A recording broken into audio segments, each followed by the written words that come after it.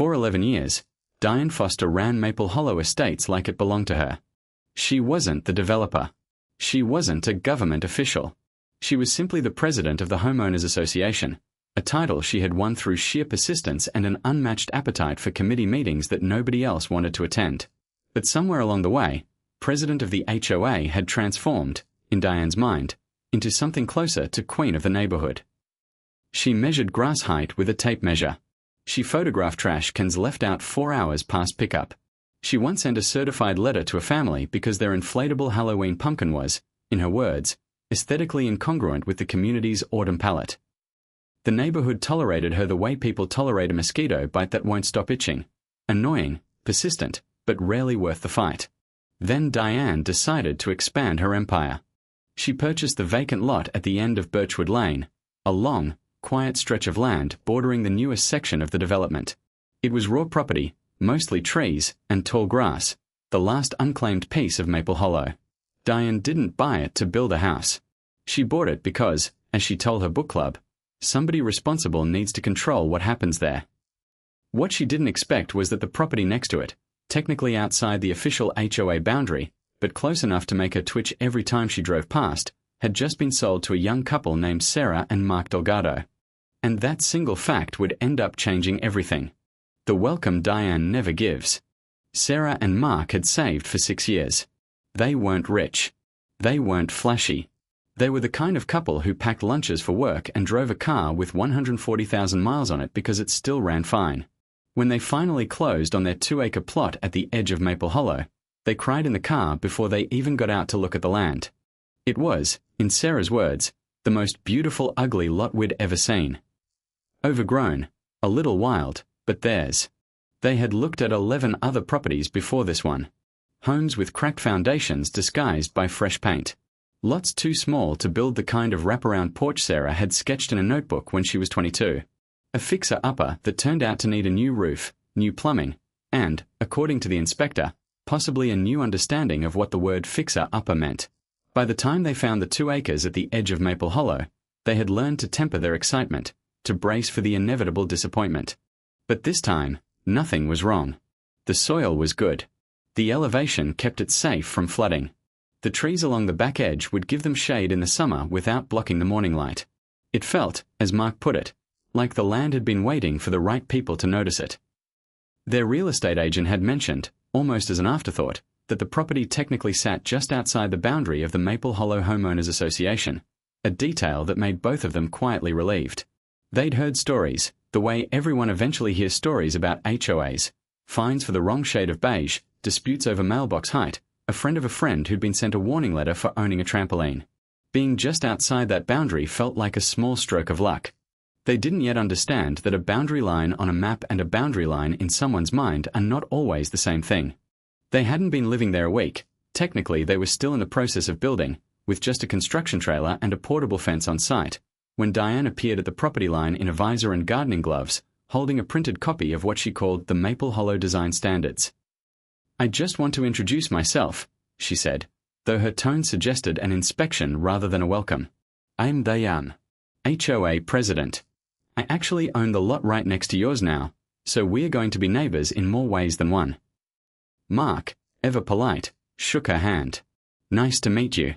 We are excited to get started." "Well," Diane said, glancing at the construction stakes in the ground, "I do want to flag a few things early, before you get too far along. Your fence line looks like it's going to sit awfully close to my property. And that shed pad you've marked, it looks like it might be over the setback." Sarah blinked. "We had our own survey done before we broke ground." "I'm sure you did," Diane said, in the tone people use when they mean the opposite. "But surveys can be wrong. I'd hate for you to build something and then have to move it." She said it kindly enough, but something about the way she smiled, tight, satisfied, like she'd already won an argument nobody was having, sat uneasily with both of them. The complaints begin. Over the following weeks, Diane's concerns became a steady drumbeat. She left a note on the construction trailer questioning whether the couple had properly filed their site plan with the association, despite the fact that the Delgado's land was outside the HOA's official jurisdiction, a detail Diane conveniently never mentioned. She called the county twice to ask about permit statuses, framing herself as a concerned neighbor rather than what she really was, someone keeping a private file on people she'd known for 3 weeks. She told other residents, in the tone of someone sharing juicy but reluctant gossip, that the new couple on Birchwood were cutting corners and probably going to end up in a dispute over their property lines. None of it was true. But rumors don't need to be true to spread in a small community. They just need to be repeated with confidence. One Saturday, Diane organized what she called a neighborhood coffee hour, an informal gathering she held every few months at her house to discuss community matters. Sarah and Mark, still trying to be good neighbors despite everything, decided to attend. It didn't go the way they hoped. Diane spent the first 20 minutes discussing mulch color standards before pivoting, almost casually, to a situation some of you may have heard about involving certain new residents who were moving quickly without proper documentation. She never said their names. She didn't have to. Every head in the room turned, at least briefly, towards Sarah and Mark, who sat near the back, stunned into silence. "We have permits for everything," Mark finally said, his voice tight but controlled. "Filed with the county, not the HOA, because our property isn't part of the HOA." The comment hung in the air, vague enough to sound harmless and pointed enough to make its intention clear. On the drive home, Sarah stared out the window without speaking for a long time. "She wants us to feel like guests in our own neighborhood," she finally said. Mark, who worked long shifts as an electrician, came home one evening a few days later to find Sarah sitting on the tailgate of their truck, arms crossed, staring at the tree line. "She was here again," Sarah said. "Diane. She had a tape measure. She was measuring from her side of the property to our fence stakes. On our land. She said she wasn't sure where the line actually was, so she wanted to check for herself." Mark exhaled slowly. "We had a survey, Sarah. A real one. Stamped and everything." "I know, but she's acting like her opinion overrides an actual legal document." Sarah rubbed her temples. "I just want to build our house in peace." That night, they decided to do something simple but important. They'd bring in their own licensed land surveyor, not just to confirm the boundary lines for the build, but to put an official, undeniable, documented stake in the ground. Literally. They had no idea what that surveyor was about to uncover. Enter the surveyor. His name was Walter Greaves, a licensed land surveyor with almost 30 years in the business. He had the calm, unbothered demeanor of a man who had seen every type of property dispute imaginable, from friendly fence disagreements to decades-long feuds over a single foot of dirt. Walter arrived on a bright Tuesday morning with his crew, a truck full of equipment, and the quiet confidence of someone who trusted data more than opinions. "We'll run the full boundary," he told Sarah and Mark as his assistant set up the GPS base station. "Cross-reference it against the recorded plat, check for any old monuments or markers, and give you a certified boundary survey you can use for permitting, fencing, whatever you need." "Perfect," Mark said. "We just want something official. Our neighbor has opinions about where the line is." Walter chuckled, the kind of small laugh that suggested he'd heard that sentence 1,000 times before. "Most people do. Doesn't mean much unless it's backed by the deed and the plat map." For the next 2 days, Walter's team worked methodically. They pulled the recorded plat from the county records office. They cross-referenced the legal description in the Delgado's deed. They searched for the original survey monuments, iron pins and concrete markers buried decades ago when the land was first platted, using metal detectors and GPS equipment accurate to a fraction of an inch. "A lot of people think a survey is just walking around with a tape measure," Walter explained to Sarah while his assistant calibrated the equipment. "Really, it's detective work. Deeds get written in confusing legal language. Fences get built in the wrong spot by someone 40 years ago, and everyone after that just assumes the fence is correct. Neighbors make handshake agreements that were never recorded anywhere. Our job is to ignore all of that and go back to what was actually filed with the county, the original plat, the original monuments, the original legal description. That's the only thing that actually holds up." It was on the second afternoon, while walking the eastern edge of the property near the tree line, that Walter's assistant called out. It was on the second afternoon, while walking the eastern edge of the property near the tree line, that Walter's assistant called out. "Walter, come look at this." The discovery. Buried under years of leaf litter and low brush, they found an old iron survey pin, exactly where the historical plat record said it should be. It was a small thing, a rusted metal rod driven into the ground decades earlier, but to a surveyor, it was gold. A verified, Original monument was the strongest possible evidence of where a boundary line truly sat. Walter took precise GPS coordinates of the pin, then walked the line it indicated, comparing it against the modern deed description. His eyebrows lifted. "Ha," he said, almost to himself. Mark, who had wandered over to watch, caught the tone immediately. "What is it?" Walter pulled out his tablet and pulled up the recorded plat map, then compared it to the live GPS reading. "This original monument," he said slowly, "puts your actual property line about 11 feet further east than where the current fence and stakes are set." Sarah frowned. 11 feet which direction? Walter traced the line with his finger. "In your favor. Your property actually extends 11 feet further than everyone assumed, which means—" He paused, double-checking his instruments, the way any careful professional does before saying something big out loud. "Which means a decent chunk of what your neighbor has been treating as a land, including part of the area she's been walking around measuring and taking photos of, is actually inside your legal property boundary."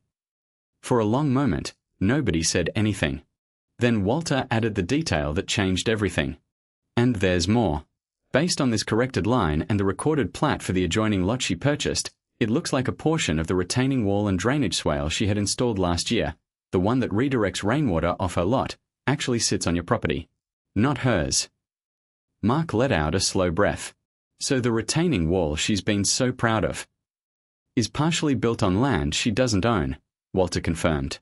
"I'll need to finalize everything, cross-check it with the county recorder, and get a licensed second opinion to make it fully official. But based on this monument and the recorded plat, I'm fairly confident in what I'm seeing." Sarah looked at Mark. Mark looked at Sarah. Neither of them said the word karma, but it was written all over both of their faces.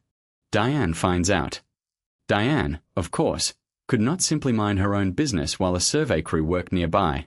She had watched the entire process from what she considered a respectful distance, meaning the property line, standing with her arms crossed, occasionally taking photos for the record. When Walter finished the final measurements and began packing up his equipment, Diane marched over, all business. "So," she said, "what did you find? I assume you confirmed what I've been saying about the fence being too close to my property." Walter, who had exactly zero interest in neighborhood politics, kept his tone neutral and professional. "I can't discuss the specific findings with anyone other than my clients. But once the final report is filed with the county, it'll be part of the public record. I have a right to know if my property is affected." "You'll receive proper notice through the standard channels if that's the case," Walter said simply, then walked back to his truck. Diane's frustration was almost comical. For 11 years, she had been the one controlling information in Maple Hollow, deciding what residents knew, when they knew it, and how it was framed. Now, for the first time, she was the one standing outside the loop, waiting. It took 3 weeks for the final certified survey to be recorded with the county and formally delivered to both property owners.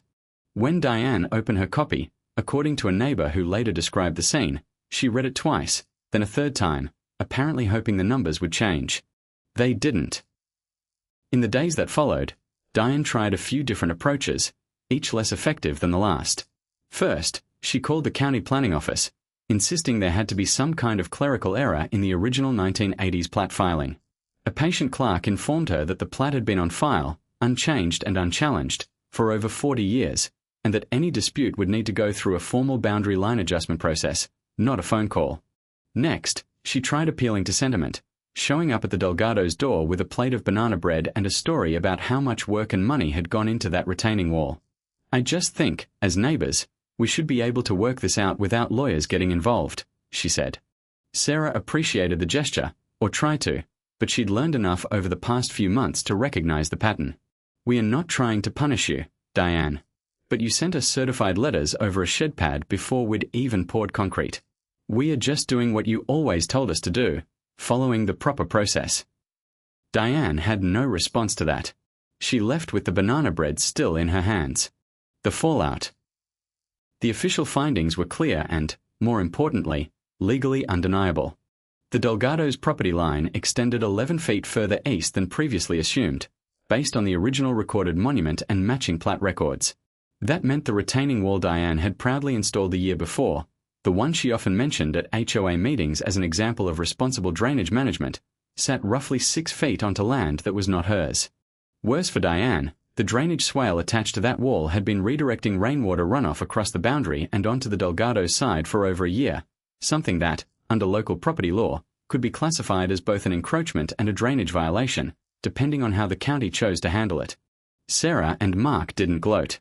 They didn't throw a party. They simply did what any reasonable person would do. They hired a real estate attorney to review the survey and send a polite, professional letter to Diane, outlining the encroachment and requesting a resolution, either a formal boundary line agreement, removal of the offending structure, or fair compensation for a permanent easement. Diane, to put it mildly, did not take it well. She showed up at their property unannounced, waving a printed copy of the letter. This is absurd. That wall has been there for over a year. You can't just show up and claim my property. Mark kept his voice level. We are not claiming anything, Diane. The survey confirmed the legal boundary based on the original recorded monument and your own deed. We didn't move the line. The line was always there. Nobody had confirmed exactly where it was until now. I paid a company to install that wall based on where I was told the property line was. That's between you and whoever gave you that information, Sarah said gently. We are not trying to cause problems. Our attorney suggested a boundary line agreement so we can settle this cleanly, or you're welcome to have your own surveyor verify our findings independently. Diane, of course, did exactly that, hiring her own surveyor at her own expense, certain the original report had to be flawed. It wasn't. The second survey, conducted independently, confirmed Walter's findings almost to the inch. The HOA meeting. If there was one place Diane's reputation truly unraveled, it was the next scheduled HOA meeting, the one place she had always controlled completely. For years, Diane had used these meetings as a stage, presenting herself as the vigilant guardian of property values, the person who kept everyone in line for the good of the community. But rumors travel fast in small neighborhoods, and by the time the meeting rolled around, most residents had already heard some version of the story, a version that, unlike most Maple Hollow gossip, happened to be completely true. During the open floor portion of the meeting, a resident named Carol Ibsen, someone who had quietly endured years of Diane's inspections over things like mailbox paint color and holiday light timers, raised her hand. I just want to ask, Carol said, in a tone of practiced innocence, since we are all supposed to follow the community's design and property standards so carefully, does that apply to board members too? Or just the rest of us? A ripple of quiet laughter moved through the room. Diane's face went tight. That's not relevant to today's agenda. It kind of is, said another neighbor. You've sent me 2 letters this year about my fence being 4 inches over some setback nobody could ever explain to me. Turns out your retaining wall is 6 feet onto someone else's actual land. That situation is still being handled privately, Diane said sharply. With lawyers, someone muttered. Diane didn't respond to that. She didn't need to. The silence in the room said everything. For the first time in 11 years, Diane Foster was not the one controlling the narrative. She was the subject of it. Resolution. To her credit, and it must be said, because the story isn't really about villainizing anyone forever, Diane eventually did the right thing, even if it took a wounded ego and a stern conversation with her own attorney to get there. Rather than fighting a losing legal battle over a boundary that had been independently confirmed twice, she agreed to a formal boundary line resolution. The retaining wall would either need to be relocated at her expense, or she could negotiate a permanent, recorded easement with the Delgados that compensated them fairly for the intrusion and gave her legal permission to keep the wall exactly where it was. Sarah and Mark, wanting to move forward rather than drag things out for months, agreed to the easement option, with fair compensation and a clear, recorded legal agreement that protected their property rights going forward. No lawsuits. No years of bitterness. Just a properly documented resolution, exactly the kind of thing that should have existed from the very beginning. We didn't want to ruin anyone, Sarah said later, sitting on the porch of their now completed home. We just wanted what was legally ours to be respected. That's all this was ever about. Mark nodded. Funny thing is, if she just talked to us like normal neighbors instead of showing up with a tape measure and accusations, none of this would have escalated the way it did. As for Diane, something did shift after the ordeal. Not dramatically, not overnight, but noticeably. She stopped sending certified letters over things like grass height and holiday decorations. She stopped patrolling the neighborhood with her clipboard and camera. At the next HOA election, she didn't run for president again, citing, in her own words, wanting to focus on personal projects. Most residents suspected the real reason was simpler. For the first time in over a decade, someone had held up a mirror, backed entirely by public record and an old rusted survey pin buried in the dirt, and shown her exactly how it felt to be on the other side of an accusation. Months later, the Delgados' house stood finished, modest, warm, exactly what they dreamed about during 6 years of saving.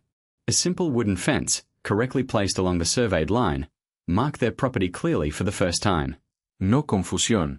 No disputes. Just a clean, documented boundary that couldn't be argued with, because it wasn't based on opinion or intimidation, it was based on evidence.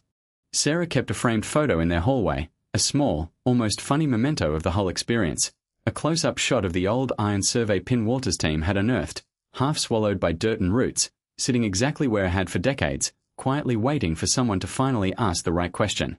"It's a strange thing to hang on a wall," Mark joked once, when a friend asked about it. "Maybe," Sarah said, smiling. "But it reminds us of something important. You don't have to yell the loudest to win an argument. Sometimes the truth has been sitting right there in the ground the whole time.